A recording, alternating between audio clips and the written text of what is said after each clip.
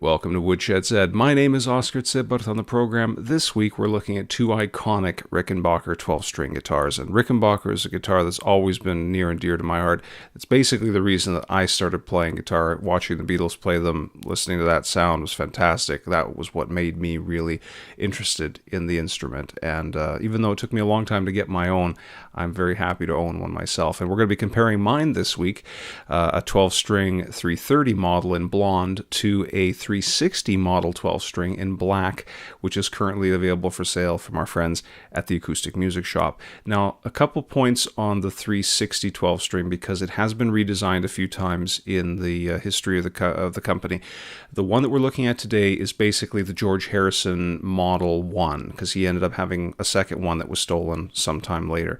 But this one has the flat front and back, not the rounded, with the binding on both sides, toaster top pickups versus the high gain that later replaced them, and all of the more or less vintage correct stuff specific to that model of guitar, for better and worse. We're going to be comparing some of the differences, some of the similarities. I'm just going to run through a few of them quick for you here. The neck joint on the two guitars is different. On mine, it's close to the 22nd fret, whereas on the black one, which was correct for all old Rickenbacker style guitars, the neck is almost at its edge where it meets the guitar, at least visually. There is a support beneath it, but it doesn't look like there's a whole lot of neck joint there.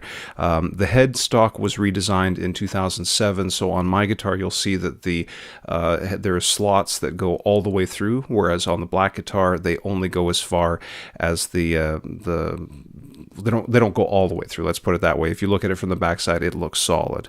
Toaster top pickups. The toaster pickups are extremely low output by any standards. They're probably the lowest output pickups I've ever heard, which is another part of their character sound. Rickenbacker later redesigned them into what they called high gain pickups, and by Rickenbacker standards, the high gain is still quite clean and quite quiet.